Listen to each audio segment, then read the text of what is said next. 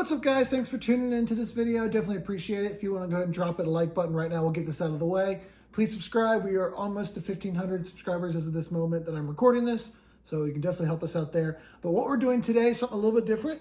We're going to be looking at a brake upgrade kit for the load cell brake on the CSL Fanatec CSL pedals here. So we do have the load cell brake. We do have an upgrade kit here, but what we're mainly going to be focused on is these two little guys right here. So first of all, the need. You'll notice that by default, these pedals here have these like polymer plastic kind of resistors there. And that's what really, you'll see there, it doesn't give much give. I'll put some footage in here of me driving around Interlagos here.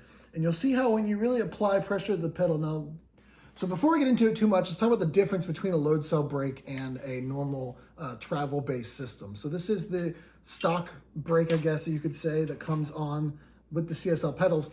And if you can see there, there's this little rubber resistor that's in there. And really all that does is just give a little resistance to the pedal. So you'll see here.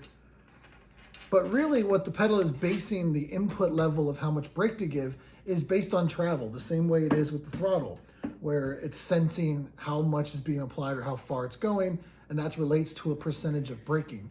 Now, in reality, in your normal car or any car you drive, it's a pressure-based system based on the pressure that's built up in the braking system with your brake fluid and your lines. So when you push on the brake pedal, you feel that kind of pressure as you apply more. And if you go on it real heavy and you slam on the brakes, there's more pressure built up and you feel that resistance. So the difference being is that a load cell brake tries to mimic that kind of pressure feel. So you get this kind of, the input of the brake, you'll see on the back here, there's a little sensor that's in there. That's literally sensing the amount of pressure and a force that's applied to the brake. And then that is what's relating 0% braking, 100% braking, 50% braking, whatever it is. So again, you have a travel system, which is the usual one.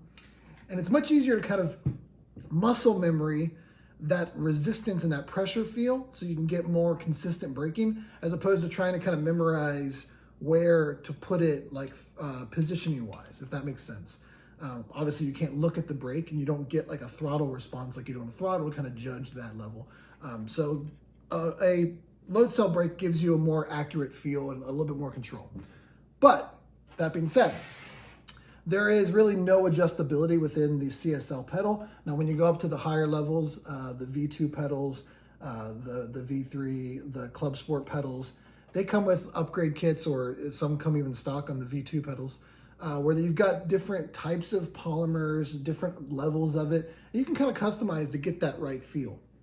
And the issue that I'm having is it's just way too stiff. I mean, look at me pushing on it with my hand. I can barely even compress it with my hand. So it just doesn't, I just want a little bit more like squishiness. I mean, in my road car, in my normal car, when I press on the brake, I do get that resistance pressure, but there is some travel that I can feel and kind of more accurately control. So I just want a little bit more give. So since that is where we're at, what I have found here is these little springs. And if you look on like eBay, you'll see people that are selling these as a CSL load cell brake kit. Now this is important here. All these are is a spring from a 3D printer. So if you look up on Amazon, I'll put the link in the description where I picked these up. It's the same exact one that you're going to go find on eBay that someone's selling for, 25, 30, 40 bucks for these. I got these on Amazon for $8, 2 of them. So all they're doing is they're just drop shipping you this exact thing. So skip the line if you're going to do this and just go to Amazon. Again, I'll put the link in the description. There are 3 different levels. The blue is the light. Then there's a red and a green. I'm not entirely sure. One of them is medium, one of them is heavy. But I went with the blue, which is the light. So what we're going to do is we're just going to replace these polymers with these springs. And hopefully that gives us a little more play, and we can see if that just kind of helps us control our braking. So the first thing is, I have never taken these apart. I'm not even sure how to do this. There is a little screw on the back here. I'm assuming if I take that off, then I can maybe slide the pedal forward and then take off these polymers. I don't know. We will check it out and see if we can figure it out. In addition to that, while I got you here, before I get started, I did want to show you as well. I have the CSL pedal tuning kit that I just grabbed. Figured I'd do these at the same time. It says tuning kit, but there's really nothing tuning about it. It's really just different plates. So, and I don't have something to cut this on me right now. So I'm just kind of hacking at it. There we go. So you'll see the existing kind of surface plates are these kind of curved plastic, which I think are nice if you wear socks because your foot can kind of curve to the pedal. I think that was the thought process. But I wear my Simhound boots here. I'll go ahead and take one off here and show you. Again, link in the description, but I have, don't mind the dog hair that's on them. They're kind of a Simhound. They're kind of like a combination between a sock and a proper racing boot. So they have like a hard sole. They just give you that nice, they're really comfortable. They're easy to wear for long sessions, but they just give you a little bit extra. You know, I never really like just going socks.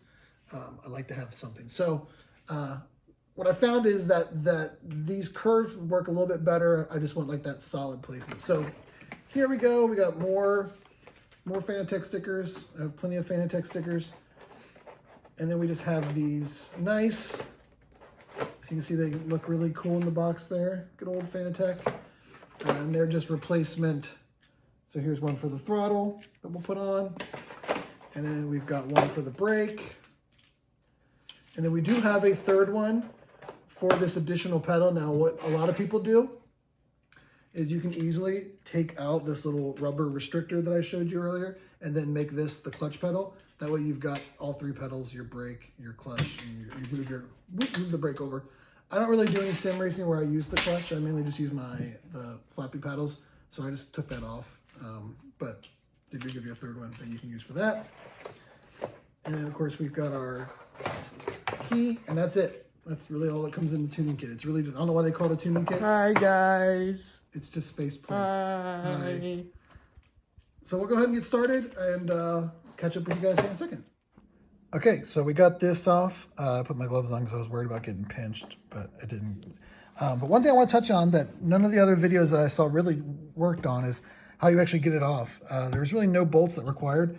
You just need to apply a little bit of pressure, pinch it back, slide 2 fingers up through there, and just these 2 little arms up here just kind of sit in that channel. They just kind of sit up in there. So you just kind of need to get in there.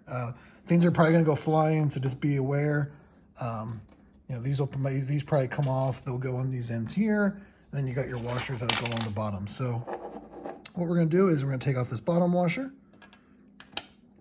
Take off the one polymer. I think what we're going to do is start with 2.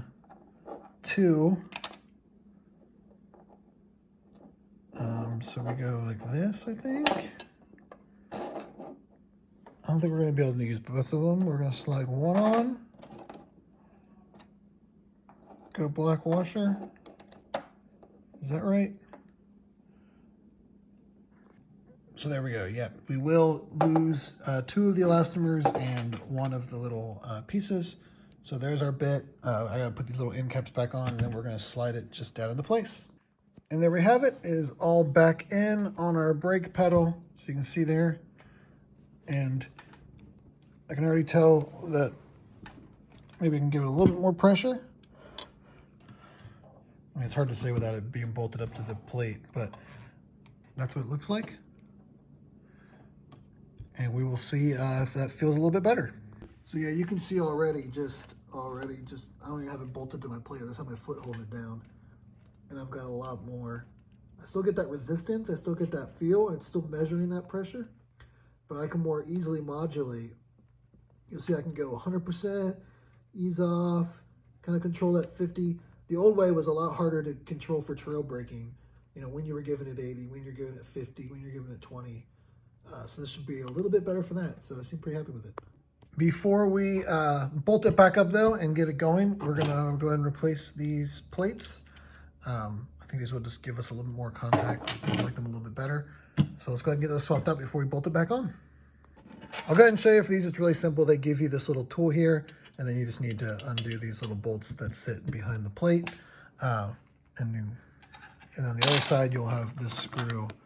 And then they gave me another this socket to kind of hold the other side. So go ahead and get those on. Okay, so we got the plates on. One thing I did want to notice real quick, you don't have a ton of adjustability, but you do got a little bit back here about raising the height of them. It's not quite like the V3 pedals where you can move them to the left or right and you've got the 6 holes up and down. You can kind of place the pedal, but you do get a little bit there. One thing I did think about is I could, and I may come back and revisit this, for the throttle, just go ahead and using this other wider plate. Since I'm not going to be using the clutch. Sometimes my foot tends to like fall off to the side when I'm using the throttle, but it's easy to change out. We'll see how it goes. But let's just give it a cleaner look, but it's entirely up to you if you want to go with the pedal plate. I think they were right around like $35. It wasn't too much in this grand scheme of things. Or if you like, don't mind the plastic molded curved ones, maybe they work better for you, whatever. But I think these would work a little better with my boots. So, but I think we're all good. Let's go ahead and get it bolted up and run some more laps and see how it goes.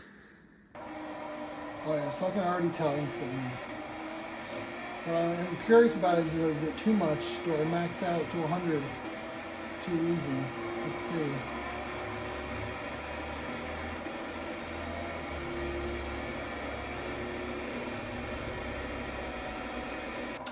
Yeah, it's easy.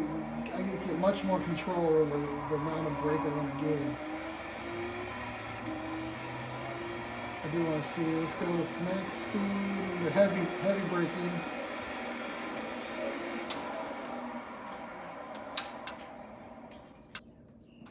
Okay. So I can kind of push it all the way to the floor, but it gets to 100% well before then.